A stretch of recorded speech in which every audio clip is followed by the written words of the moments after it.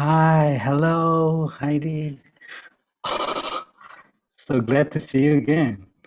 Yeah, the same to you, Aldi. You look younger. Thank you. It's been a while. It's been a while. Indeed. I'm happy Hope to you and see you still. are happy and healthy. We've been through Yes, quite same here. something. Yes.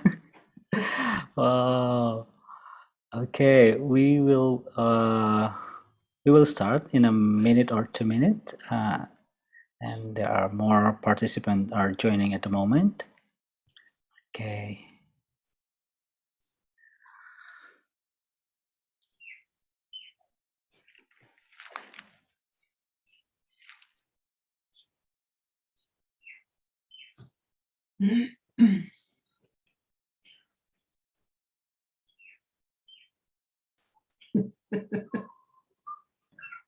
Okay. I think I have to change. Uh, could you please wait a minute?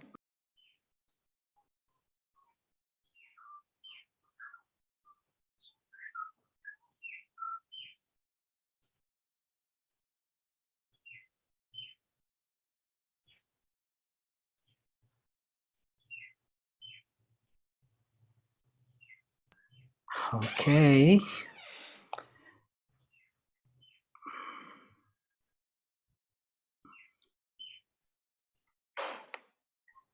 Can we start now? Yes. Okay. Good afternoon, everyone. Good afternoon, distinguished audience. I would like to welcome you all to the webinar series in celebrating 65th anniversary of Universitas Kristen Satyawacana.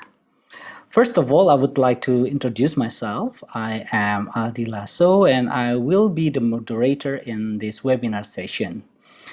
Before we continue, I would like to explain a little bit about some codes of ethics during this webinar. First, I would like to explain a little bit about the webinar arrangement. So this webinar is arranged as follows. There will be 20 minutes presentation from our special speaker. And then there will be about 30 minutes or more for discussion. This is a question and answer session. So you may ask directly by pressing raise hand icon, or you may deliver your question through the chat column. So, and next, please kindly turn off your microphone while the speaker is delivering her presentation. And of course, if possible, please kindly turn on your camera so that we can see your handsome and beautiful faces. Of course. Okay, I would be so grateful if you can do that for us. Thank you very much. So, ladies and gentlemen, the topic of today's webinar is tourism in a post-pandemic world, smart growth for sustainable livelihoods and resilient communities. So we have a very special speaker who are an expert in tourism field, and she is particularly special to me as she has played a very crucial and significant role in my study journey. Thank you very much. So this is indeed a special reunion for me and Professor Heidi Dals. Ladies and gentlemen, please welcome Professor Heidi Dals. Okay, I would like to introduce a little bit about her short biography. Uh, Professor Heidi Dals is gaining her what do you call that, MSc, Master of Science, and PhD in Social Sciences at Radboud University, Netherlands. She's now an adjunct professor at the School of Social Sciences, University of Tasmania, and the Griffith Institute for Tourism, or GIFT, at the Griffith University, Australia. Prior to these appointments, Professor Dahlis also held academic leadership positions at Vrije University Amsterdam, Netherlands, and Griffith Business School, Brisbane. Her research interest is in local livelihood, sustainable development, resilience, and social enterprise, in particular in the tourism industry in Southeast Asia and the Netherlands. So, ladies and gentlemen, without a further ado, Professor Heidi Dals, the time is yours. Thank you very much, Dr. Lasso. And thank you to the organizing committee and to Satyavatsana University for inviting me to contribute to the festivities surrounding the 65th Dies Natalis. I feel most honored. Please allow me on this occasion to extend my warmest congratulations to UKSW on this special anniversary. Well, not so long ago, reaching the age of 65 meant the end of an active life and retirement. But this has changed.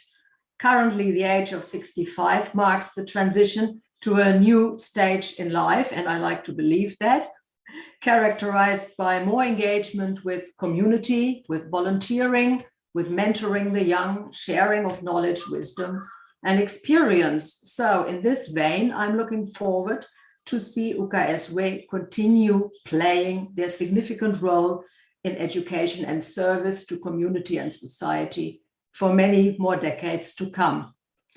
My association with UKSW goes back more than 20 years, I think. It must have been in the early 2000s when I first met Titi Susilowati when she studied for her master's degree in the Netherlands. She joined us at Vrije Universiteit Amsterdam a few years later, and I had the pleasure of being her principal supervisor, her promoter. Her PhD thesis on coping strategies of small tourism businesses in Yogyakarta in times of crisis was completed in 2010. And who would have thought at the time that her findings a decade later would make a significant contribution to understanding small business resilience in times of a global pandemic. In 2013, Dr. Titi introduced me to Aldi Lasso. He obtained a scholarship to join me at Griffith University. I had immigrated to Australia the year before to study for his PhD. Aldi conducted research in Komodo and Labuan Bajo on how tourism affects local livelihoods and completed his PhD in 2017. And we see now that his thesis bears great significance for the current debate on sustainability in tourism studies. And this will be explained later on a bit more. And I'm proud to say that my collaboration with Dr. Titi and Dr. Aldi continues to the present day. At the end of this presentation, there will be a list of publications that we produced jointly based on these two projects, and I hope it will inspire others to pick tourism as their subject for a PhD project.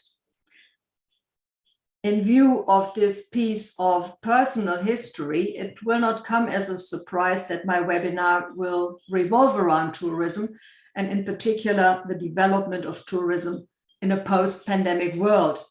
I would like to take this opportunity to make a few comments and share some observations regarding key concepts in the current debate on the future of tourism, and in particular, the concept of sustainability.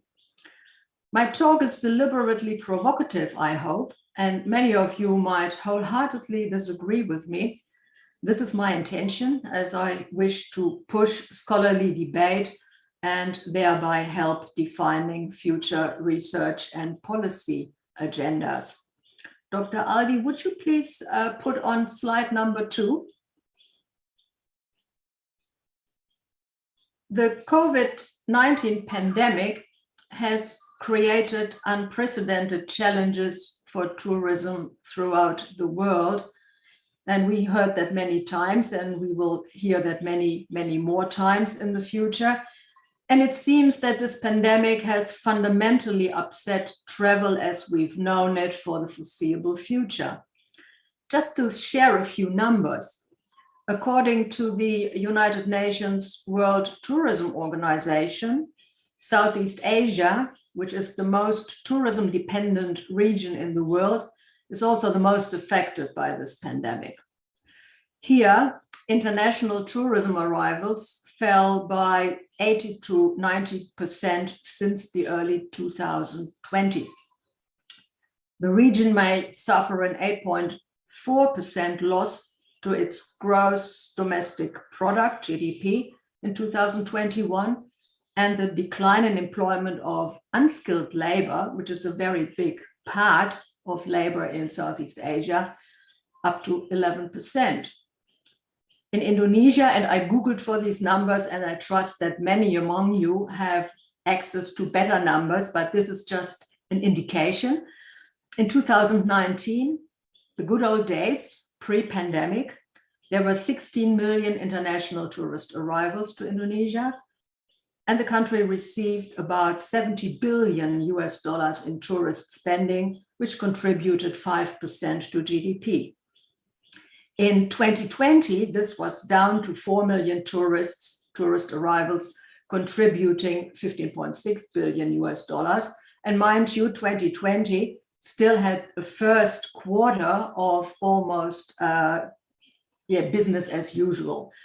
In 2021, the number of arrivals has been hovering around 130,000 tourists per month arriving to Indonesia. And estimates are that this will not exceed 1.5 million over the year. Indonesia lost 1,377,000 jobs in the tourism and hospitality industry since the outbreak of the pandemic, which is an equivalent of 10%, over 10% even. Notwithstanding all the hardship the pandemic crisis has brought to the tourism sector, it also offers an exceptional opportunity to pause and rethink future strategies for tourism development. I know that those people who have lost their job are not that optimistic. However, we witness that many business people in the sector are actually taking time to reset their priorities in tourism development. And I think we scholars should also take this opportunity to reset our priorities in tourism research, policy plans, and development strategies. And I think this goes beyond our traditional fixation on growing the number of tourist arrivals. Next slide, please. Tourism scholars over the past few months have been collecting information about the impacts of the pandemic crisis for some time now, and we can see the first analyses and prognoses being published. It does not come as a surprise that the focus is on the challenges faced across the sector, but there is also a sense of emerging opportunities, new beginnings, and innovation. Among the coping strategies adopted by host societies, we find, among other things, livelihood diversification, a shift to domestic markets, and cultural revitalization. A few weeks ago, there was a photo essay published in The Guardian portraying the island of Bali without tourists. That's pretty much the pictures you see on the left in this slide. And this photo essay has gone around the world. Everybody witnessed the deserted streets, the empty beaches, abandoned facilities overgrown with tropical vegetation, closed bars and restaurants, buildings in decay. The images convey the message that Bali is dying without tourism. What these images fail to show, it's the other side of the story, is the buzz of thriving domestic tourism that has emerged on the island. However, there are problems with domestic tourism because Bali is utterly unprepared for hosting Indonesian visitors. The Bali tourism product is tailored to international visitors, and tour operators and business people continue to go without an income as international tourists so far failed to arrive, despite Bali declaring the island open for visitors only a few weeks back. But obviously this declaration might not have reached Jakarta yet. On Komodo Island, another popular tourism destination, Local people who 2 decades ago have cheerfully embraced tourism to find a better life have come to revitalize their traditional livelihood strategies of fishing and gathering marine resources. At least that applies to those people who maintained their traditional skills and equipment, such as fishing vessels. Many have not done so. Many have discarded their fishing vessels or converted them for tourism, for taking tourists around. Harvesting sea cucumber, we have a picture here, in shallow waters is quite lucrative under current conditions. This has been reported by Dr. Lasso, who is keeping in touch with the key participants figuring in his PhD research project. There is so much more work to be done for researchers to find out what local people are doing now that tourism is down and what they can be doing in the future to improve their resilience. In Cambodia, that's currently my stomping ground for research. In Cambodia, in the early stages of the pandemic, Cambodians were euphoric about having their key attractions to themselves again. Key attractions such as Angkor Wat, which is on the right side here, the 2 pictures. The famous temple complex has deep spiritual and cultural meanings to Khmer people, but it is commonly swarming with foreign tourists, as we can see on the slide on the right, upper right, and almost inaccessible to locals.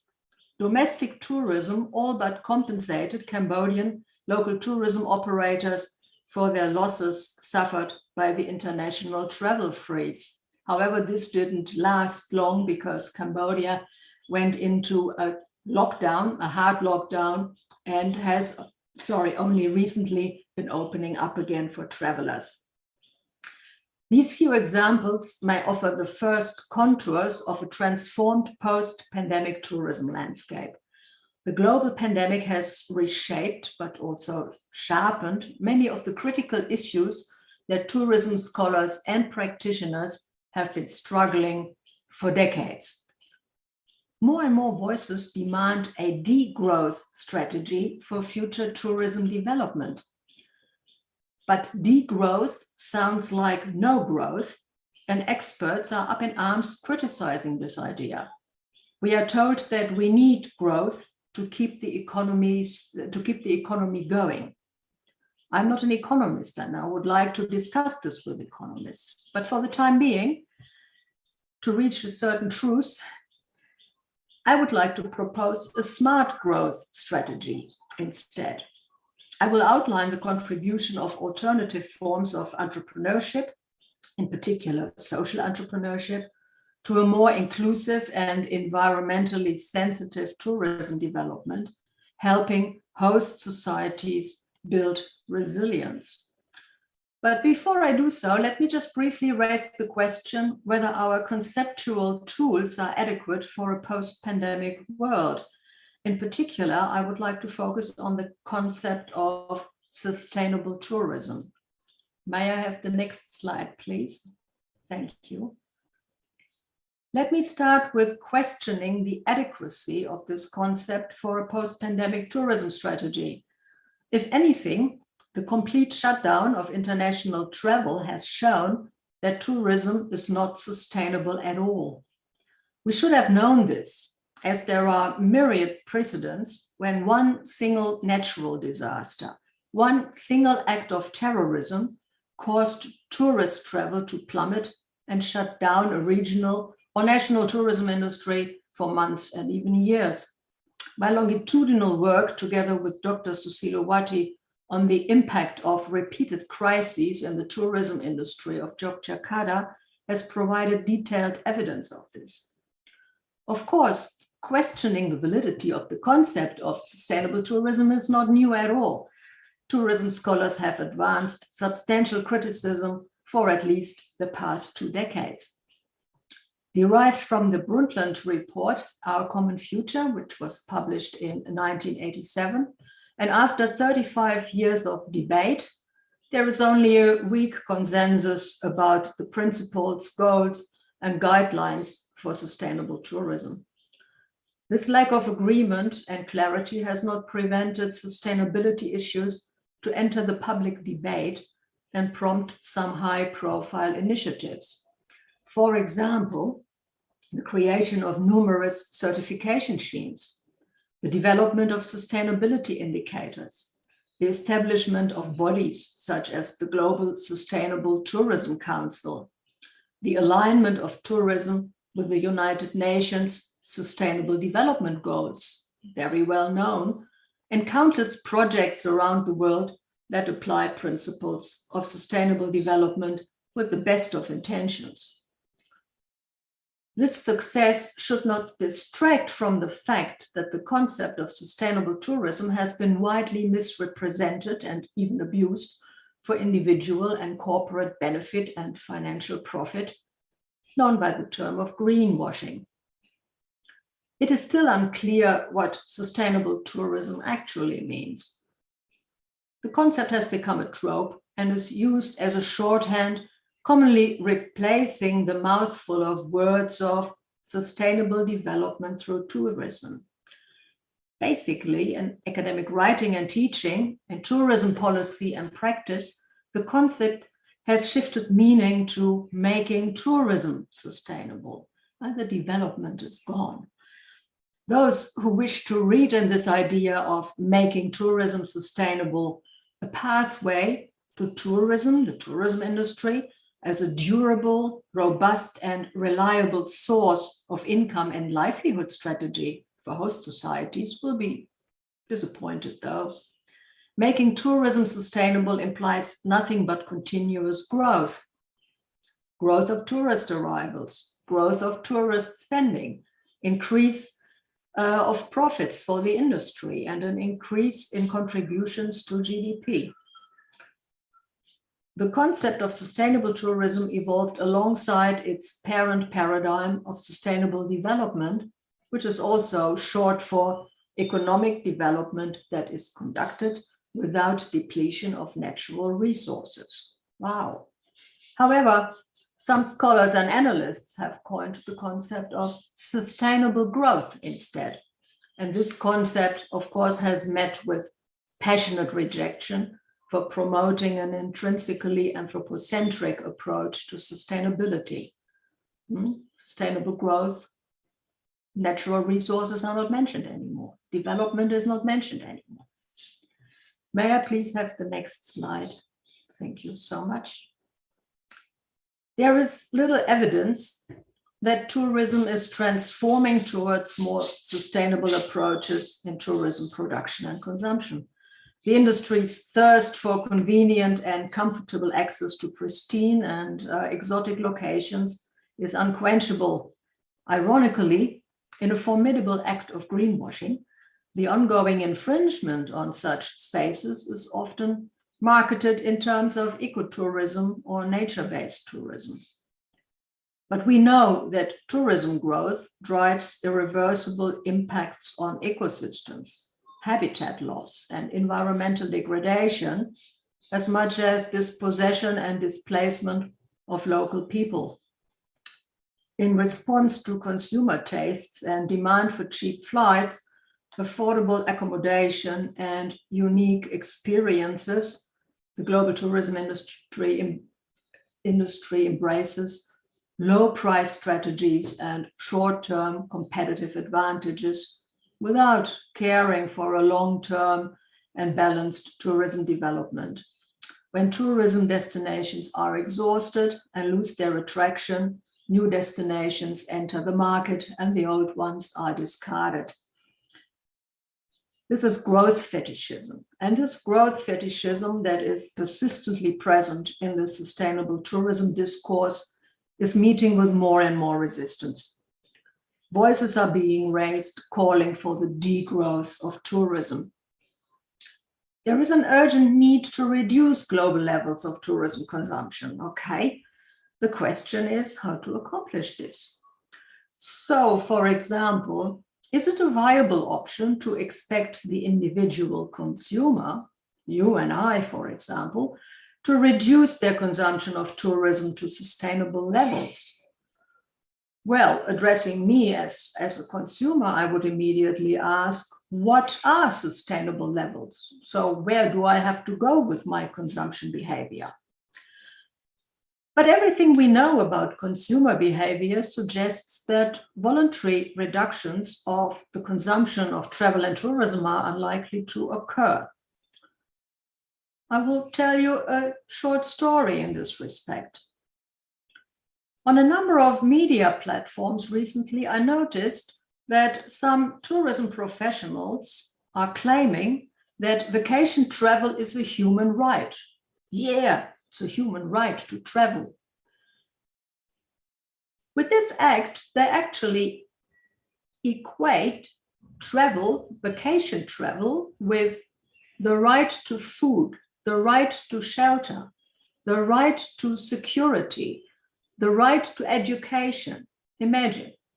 And many tourism scholars on these social media platforms pressed the like button. So, what does this imply for the near future? Looking into my crystal ball, it is telling me that when borders reopen and international flights resume, we can expect an unparalleled boom in travel and holiday bookings. And tourism destinations will probably not suffer from a lack of visitors, but from over-tourism.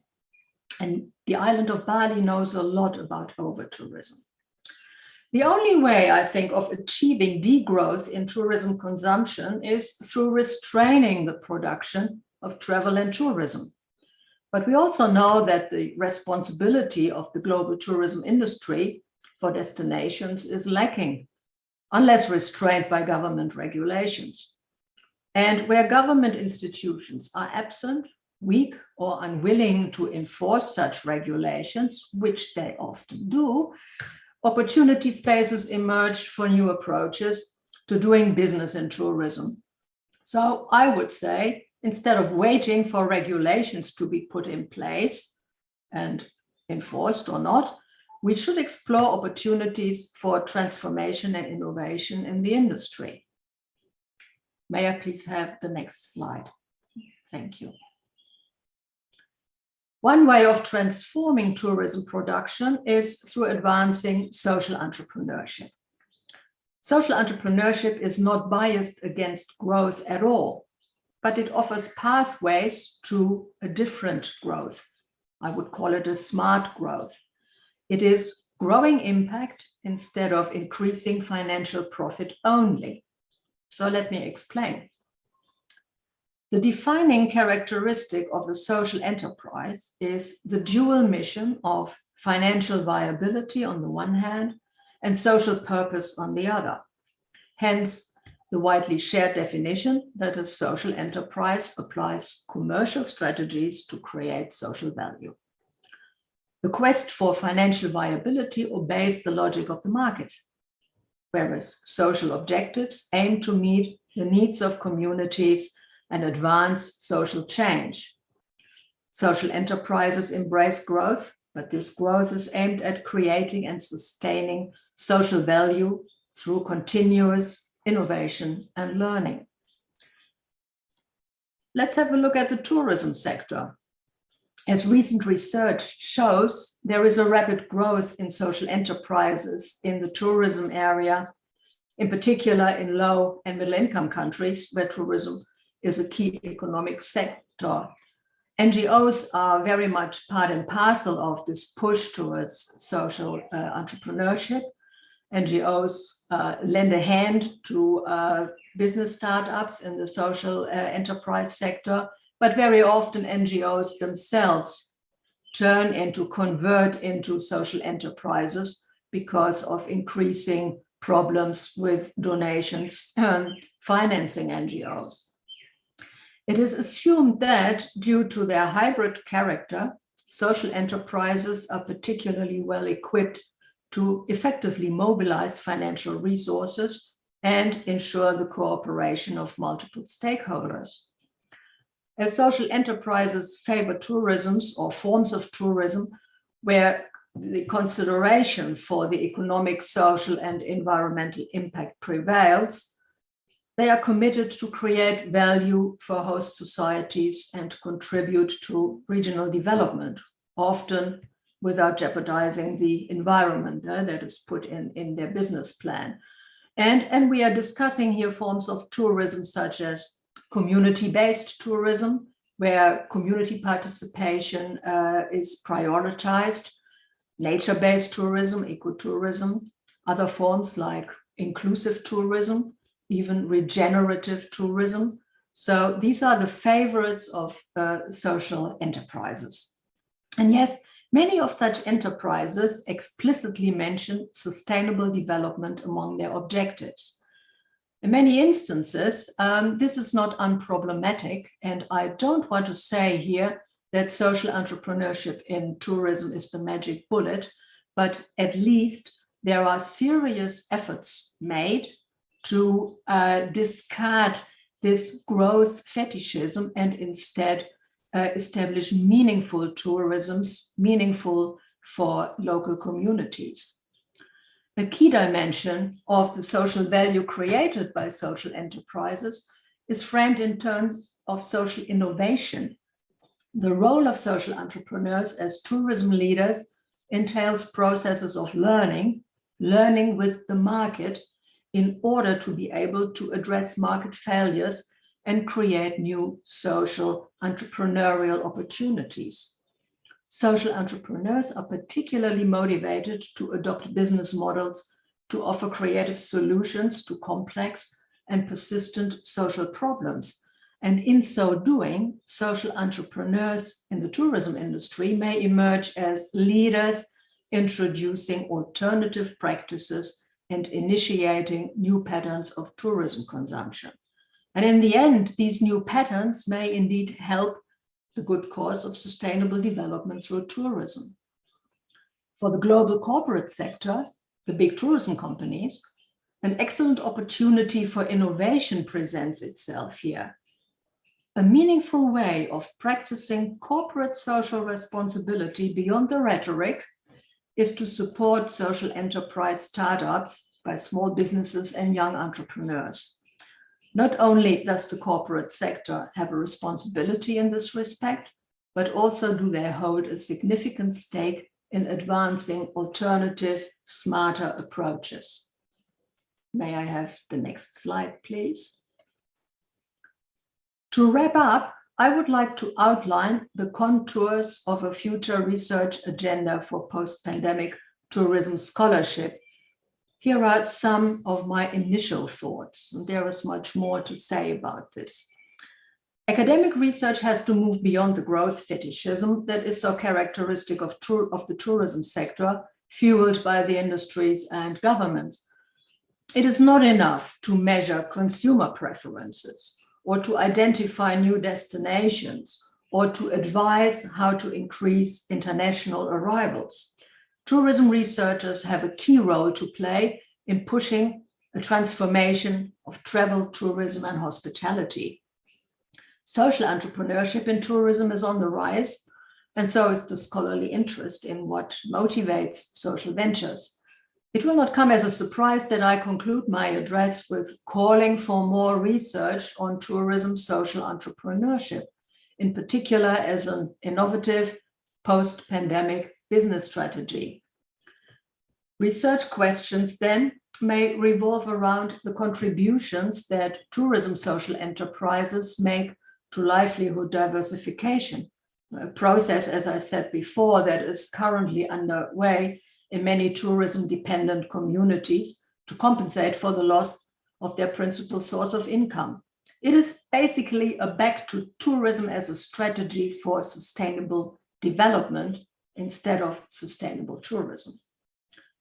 Scholars may investigate creative initiatives undertaken by local people who may have had prior exposure to tourism that may give them a competitive advantage in fashioning new domestic tourism ventures in rural or remote areas. Like those who lost their jobs in Bali returning home, they might start a new tourism destination with a new approach in their own home area.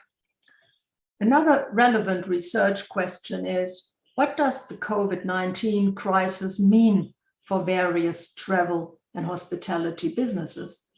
Large-scale businesses and multinationals, as a consequence of the crisis, may have to re-examine their practices and may concentrate on shorter regional or local supply chains instead of the global supply chains.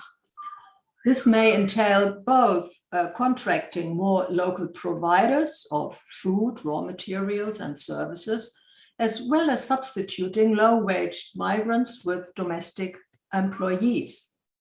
Could this entail ways to implement guidelines for sustainable development, such as green practices or fair labor conditions? Question mark, still to be answered. Also, how could over-tourism be prevented in the future? Could the attractivity of certain growth hotspots, such as large urban centers or densely inhabited islands, be reduced because the places may now be considered as too risky? And being considered as too risky might just as well be the predicament of Bali currently. If so, would this open up the opportunity for other more sparsely populated regions to enhance their competitiveness as tourism destinations? And then I mean for livelihood diversification, not as a replacement. Would this create opportunities for smaller scale, locally controlled and locally operated niche companies and or social enterprises to play a leading role in catering to market demands? Yeah, and how would this affect local ecosystems? Tricky question. Great research ahead. We may all agree that the corporate sector have a responsibility in giving a leg up to starting social enterprises, for example, by engaging in the training of local people and creating innovation hubs where new ideas can thrive. Our academic research can support the corporate sector in such undertakings, for example, by probing into the innovative capacity of social enterprises and by studying good practices.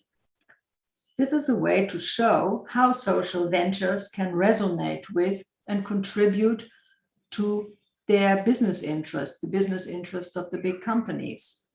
Moreover, I would propose, and that's beyond doing research, that tourism scholars can take a leading role in this by redesigning their curriculum to prepare future industry leaders for a more responsible travel and tourism experience.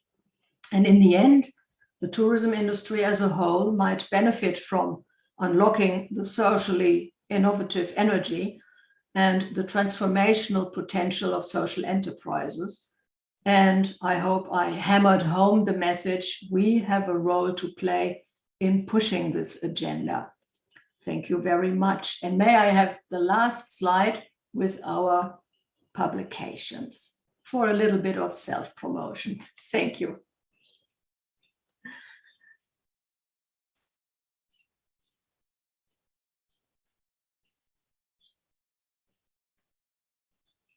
Thank you very much for a very insightful presentation about the new path or new pattern. Yeah, it's a very, to me, it's a very provoking yet insightful. Bringing up this smart growth agenda. Okay, now I would like to open the session, question and answer session. So if any participant would like to ask any question related to the topic being discussed just now, could you please raise your hands or type your question in the chat column? Please, I will take maybe 2 or 3 questions first, and then we will discuss. Okay, we have one in the chat column from Pak Umbu Manggana. Okay. I will read this, the question. In the context of recovering tourism activities after COVID-19 pandemic, what stages as priority strategies need to be used as a part of critical path to restore the tourism condition after pandemic? especially in Indonesia? Okay. Yes, thank you very much for this question. This is, of course, the burning question currently, what to do next. I would like to repeat the warning that I tried to convey earlier, and that is we shouldn't think in terms of business as usual for a post-pandemic world. Many people, of course, would like to return to 2019 and take off from there and continue as business as usual, as I said. But as I also tried to make clear, this is the moment to reconsider our strategies. And I think that for research to start with, we should look into how actually local people giving us examples how to cope with the situation, what they learned from the situation and how they proceeded in surviving without tourism or with very few visitors. And then together with local people, with people involved in tourism, with business people, we should sit down by way of multi-stakeholder consultations, now find the word, to look into what's next. So instead of saying the industries have to come up with a solution for the future, or researchers have to come up, or policymakers have to come up, I really think that our first step in the critical path to restore tourism is to talk with all stakeholders involved and see what the way forward might be. Thank you very much, Professor Dals. There is another question, and I think this question will be delivered orally from Miss or Mr. Mona Chetri. It's Dr. Oh, okay. Okay. Yeah. I thank you, Aldi, for organizing this. And Professor Dals, thank you very much for this really interesting talk. Just had a quick question around this idea of social enterprise, which I find really fascinating. From what I understand, and this is a question in a sense that I would like to learn more, it sounds a bit more like it's a push more towards more of a public-private partnerships, right? So, so what you're saying is like it's grounded understanding of how people have coped, et cetera, and how to then build businesses forward. But it also means that, you know, at the end of the day, it's still businesses, corporates are still at the heart of this. So I just wanted to know, like, you know, is social enterprise a new word, buzzword for business as usual, especially if the players are going to be the same? And if not, so what is going to be fundamentally different in how it's going to be set up from the current sort of, we have the sort of a neoliberal governance of environment. So how will this be fundamentally different? Thank you. Thank you for this question. Indeed, social entrepreneurship, yeah, is this new or is this just something old in a new disguise, wearing new clothes, you know? Well, yes and no. There are very many business models under the concept, the idea of social entrepreneurship, right? And public-private partnerships are one of the possible models. However, what we see is that more and more private to private partnerships emerge as social entrepreneurship being started off by bigger companies or by small companies working together. New business models are occurring where, as I said, NGOs get involved. And in many developing or low-income countries, NGOs are actually a very strong factor in starting off social entrepreneurial activities. The very difficult moment in this development is always, when does an NGO, when does a government institution, when does a corporation step back and give ownership to local people, to the young entrepreneurs? And I've studied many cases, particularly in Cambodia. I'm not that familiar with the Indonesian situation here, And I see only a very low percentage of local young people succeeding in building their own business without a permanent input from either the NGO, not so much government in Cambodia, or the corporate sector. And as I said, this is a very crucial moment in this development. So I think that the education sector has a very crucial role to play here, because what local people, what young people, even coming from universities, lack is the knowledge of how to start a business and how to combine the demands of the market with their very often very well thought through social objective. We see that young entrepreneurs in social entrepreneurship start from fantastic ideas about how to change the world.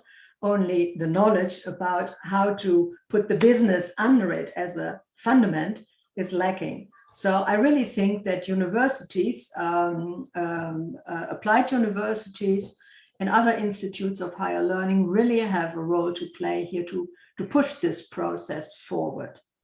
And yes, governments in public-private combinations could also play a role, but so far my experience is that governments themselves are lacking the knowledge to do so. I hope this answers your question. I could talk about this forever, but please do more research on this. Thank you. Thank you, both from Mona and Professor Dals. So there are two questions in the chat column. I would just read the first one from Mr. Dharmaputra. What do you think about the Indonesian government policy to develop Labuan Bajo or Komodo National Park as a super premium tourism destination? Will this big scale type of development do help local people, or the other way around? What type of tourism is an ideal one of for Labuan Bajo? Okay, I will just give an opportunity for Professor Dars to answer this question first. Thank you.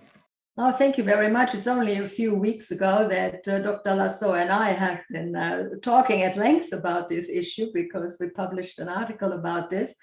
And he is actually the expert on Komodo and Labuan Bajo. So please, Dr. Aldi, tell me when I'm wrong in my approach.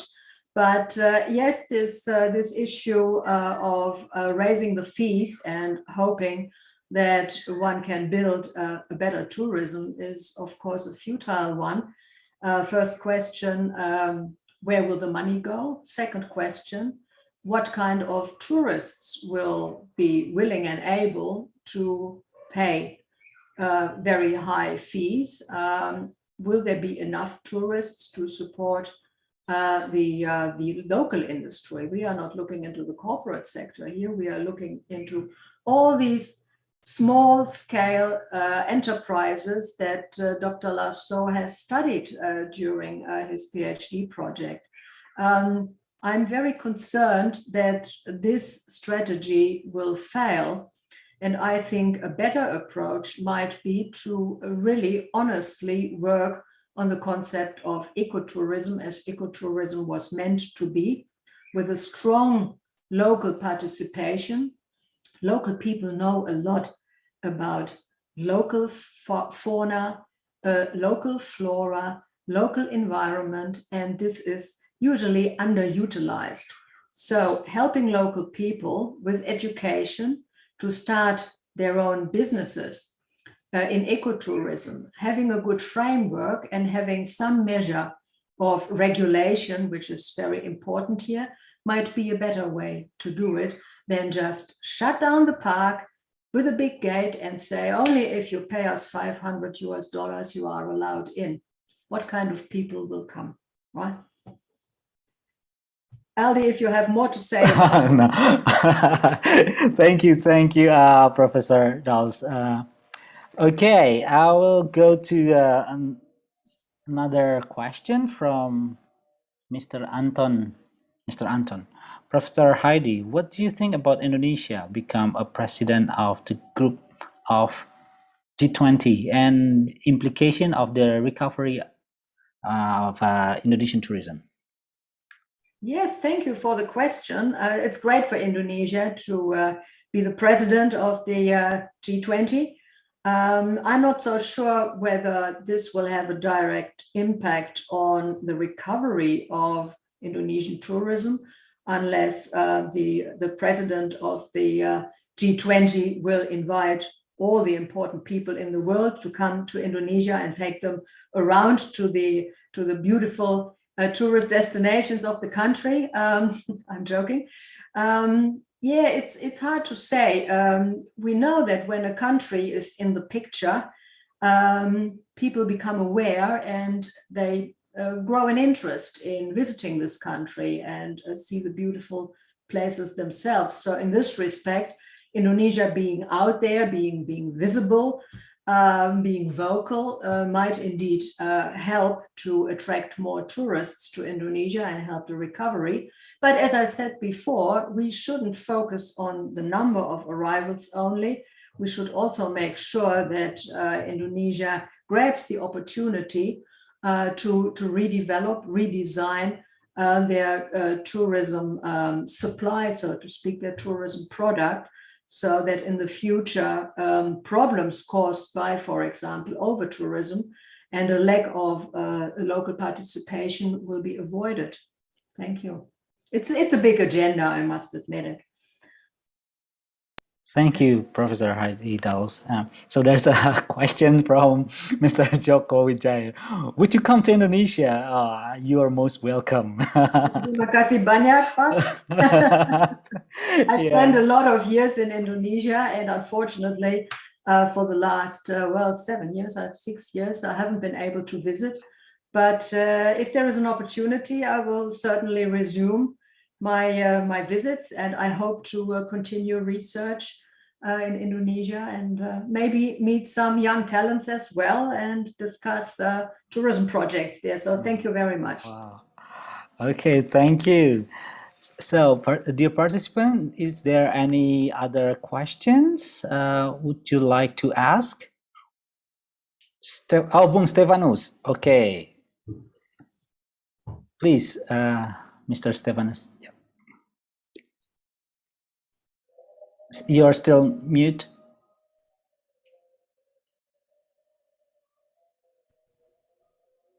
Okay.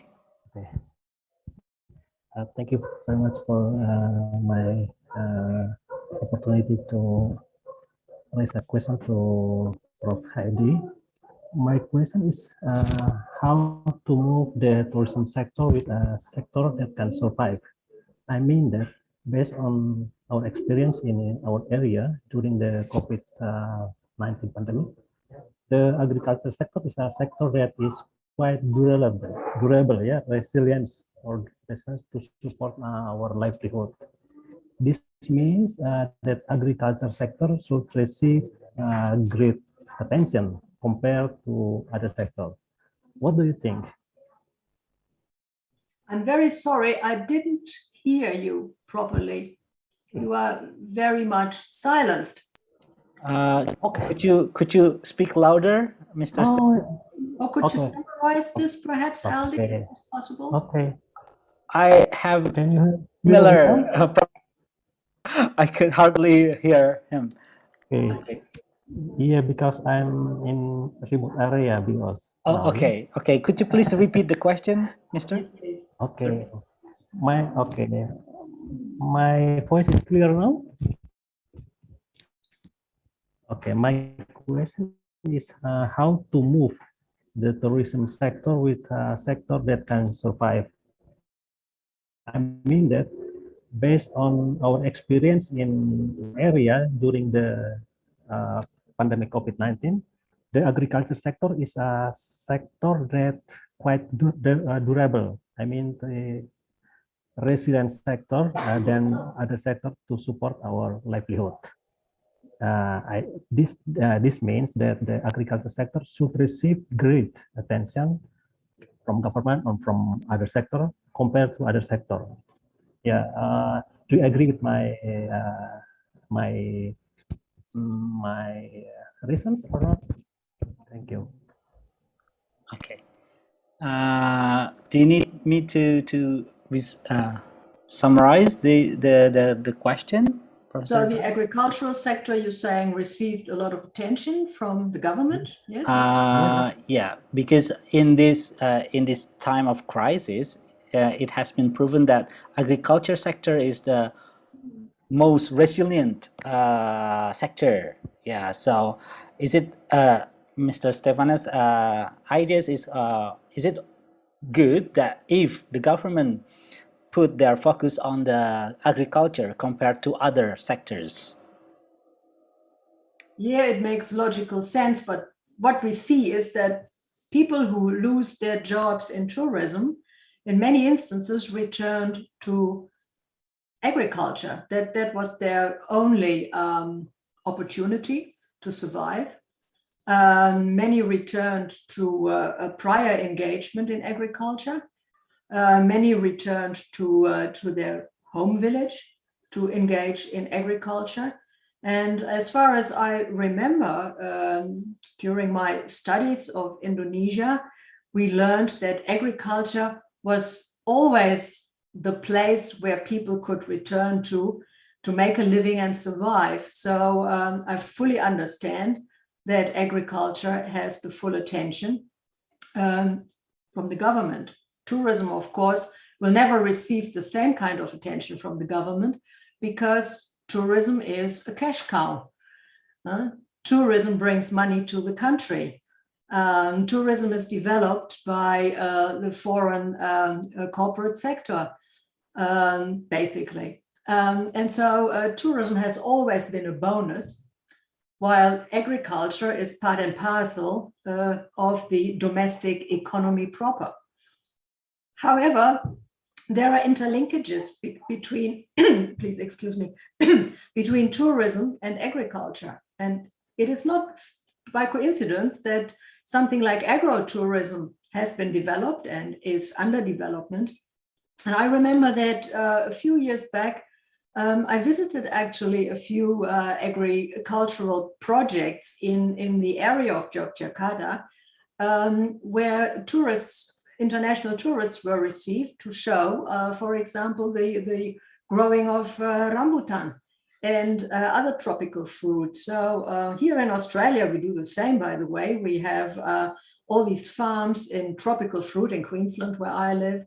And tourists are welcomed there because they marvel at the big banana and and what the big mango in Australia is very famous. So having your agricultural sector in order, in place, means that you can also develop some aspects of it for future tourism. And it's a different tourism than the mass tourism that goes to the beach. It's a tourism that is interested in local life, local products, and so forth. So yeah, I think the government should keep up caring for their agricultural sector. Thank you for the question. Okay, thank you, Professor Dals. Okay, due to the time limitation, I will. I think these three questions will be the last three questions that we will discuss. The first one is from Mr. Untung Sidupa. You mentioned NGOs have or need more role to give local small business, but on the other side nowadays, NGOs quite weak. What do you think? I mean, weak maybe in the position, yeah. Yeah. Well, that's exactly the reason why we see that NGOs turn to social entrepreneurship. They are weak in several respects. Most importantly, they are weak economically, because over the last decades, we have seen a steady decline in donor money flowing to NGOs. NGOs are also weak politically very often. So I will tell you a short story, though we don't have much time, but I'm a storyteller.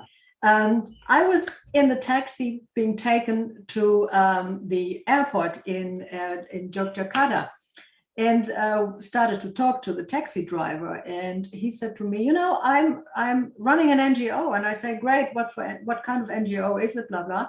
And he told me, yes, I drive my taxi in order to run my NGO. And at first I didn't get it, but then I understood that this taxi driver was making money driving the taxi only to maintain his NGO, because this NGO was everything to him. It was a tiny local NGO. I forgot what exactly he was doing, but so much under pressure are local NGOs. So when we studied NGOs in Cambodia, we learned that social entrepreneurship is the big thing. And in many instances, social entrepreneurship is started only for the purpose of maintaining the NGO. But there are plenty of others that say, okay, we have to maintain our NGO. That's a little bit a response to the market, to finance. But on the other hand, we do some good things. And we also want to develop new things. So they start a project in local tourism, in community-based tourism. They have access to the communities because that's their thing as an NGO. So they mobilize local people. They bring in some education on what tourism is, how to run a tourism business. And this is the way they start off. So yes, the weakness of NGOs is actually generating innovation. That's the idea. Thank you very much, Professor. So this question come from Asri Toldo. Asri is also graduated from Griffith University. He took his master's there from Kalimantan. So he's my best friend. Yeah. What strategies should be taken by a local in developing their tourist village? Yes, that's a big question. And that's also a big challenge for local people. It depends on the level of knowledge that is already available about tourism. We've seen that some local people have no clue what tourism is. And then we see that NGOs come in and they have to start from scratch. But we've also seen that starting tourism guided by an external force, like an NGO, for example, means that it's a revelation very often to local people. They never could imagine that their daily activities, like milking a cow, like making a basket, cooking their food, singing their local songs, could be of any interest to tourists. And when they learn this, they really have this idea of, wow, we can do so much more, but it's a learning experience. And therefore, local people need a lot of guidance and help in the startup of any form of tourism. And in particular, if this tourism also includes running their own business, managing their own business, deciding about what to do. This is a very big step. But this is why I mentioned NGOs. NGOs have a major role to play in this respect because governments are usually unable to provide this knowledge. On the other hand, hardly developed is the guidance provided by larger businesses, maybe even corporations, to help local people along. And I understand it's a very tricky area because there has to be regulation, there has to be control to protect local people, but it's a challenge to explore further. Thank you. Thank you. Okay, there are actually two questions remain, but I think because of the time already passed. Okay, I will just read the new one from Rio Giovanno. Okay, dear Professor Heidi, according to your point of view, which sector that need more concern related with the post-pandemic tourism situation at current situation? Either the host community to adjust their option of jobs in local area, especially those related with tourism, or government policy to adjust and regulate professional in developing tourism sector in prominent area. Thank you. Thank you so much for this question. Of course, I'm very tempted to say both have to happen at the same time. Yeah, I know. But right now, where there is a major problem because of the complete absence of tourists coming to places, it is very important that the host communities adjust their options. And they have to think ahead, because what is happening now could happen again and again. And Indonesia has experienced many crises where tourism was affected. So it isn't such a bad idea to diversify livelihoods instead of focusing completely and entirely on tourism. Unfortunately, we have seen this in the recent past far too often, and Aldi's study is exemplary in this respect, showing how much people were eager to engage with tourism and tourism only. And I do understand why, compared to the hard life of a fisherman, being a souvenir seller is so much better. And you make a lot of money in a short period of time, and you can weather the storm of seasonality and everything. But you are completely depending on tourists to come. And that's a very shaky foundation for your livelihood. So therefore, diversification should be part of the message that scholars, tourism scholars, are conveying to local people.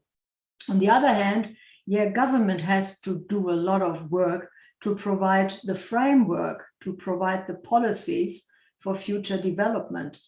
And without the government stepping up, it will be very hard for local people to survive this crisis and to survive the next crisis, which is sure to come.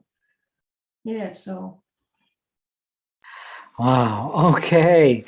Thank you very much for a very interesting and engaging discussion. I think we don't want to hold you for 24 hours for sure, Professor Heidi Dawes, because if we keep going on, I'm sure it will last for more 24 hours more. Okay, so ladies and gentlemen, thank you for your active participation, and it's very interesting discussion, and I really do hope, personally, I hope that this discussion will be fruitful for each of us, and then it give us a new insight how to conduct a research in tourism area. Okay, to close this, I would like to highlight some points from Professor Heidi Dahl's presentation. First of all, we have known that tourism is heavily impacted by the pandemic, but instead of it, many scholars discussing about the negative impact of pandemic, but Professor Heidi highlight that this is the time to pause, because instead of the bad point, there are good side, like cleaner environment, and then back to local people, back to local livelihoods, and the revival of domestic tourism, and people also reclaiming the important places. So sustainable is, yes, indeed, still a debatable concept. Yeah. So instead of degrowth concept, Professor Heidi proposed the smart growth. Yeah.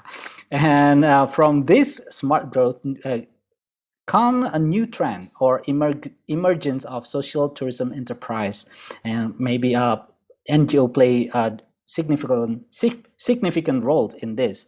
So in social tourism enterprises will potentially be more ready to face the tourism bounce back after the pandemic, because they lead the new pattern of the tourism consumption. So once again, thank you very much, Professor Heidi Dahls, for your insightful thought and then presentation, and for your time. I personally very excited with this webinar. I can meet you again after a while, and then it's a very pleasant reunion for me. Okay, and also I'm sure that what you have presented also give ideas and insight for all participants. So before we end this webinar, I would like to invite all of the participants to turn on your camera, because we are going to take picture as a proof that, as a memory that we have this very interesting webinars. Okay, could you please turn on your camera? And then the committee, one of the committee will take a picture. Raras, are you ready? Ready. Yeah, okay. The first page, give your best smile. Okay, thank you. Next page. Okay, there are 5 pages. Okay. And next page, page 3.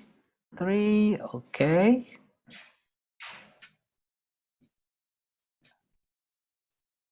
Page 4.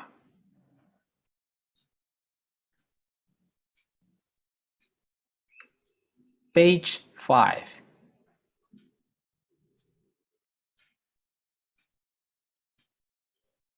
Already, Ras? Finished? Okay, thank you. Okay, thank you. Thank you very much. Don't forget to fill in the Google form for the presentation list. Sorry, attendance list. And once again, oh, there is Butiti here, and also, so it's a little reunion for us. Thank you very much once again, Professor Heidi Dals, and I really do that. You have a very, everything is safe and healthy there, and It is. and We yeah. are kept safe in Fortress, Australia. Yes.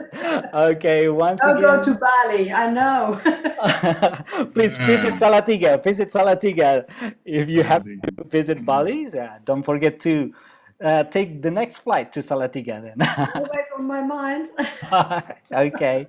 Okay, thank you so much. Thank you. Thank you. Thank you very much, everyone. And Thank you stay very much. safe and healthy. Terima kasih.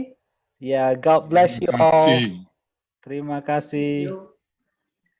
See you soon, Aldi. See We you have soon. projects, right? Yes. Okay. Thank you, Heidi. Okay, thank you. Bye-bye. Thank you. Bye. Bye.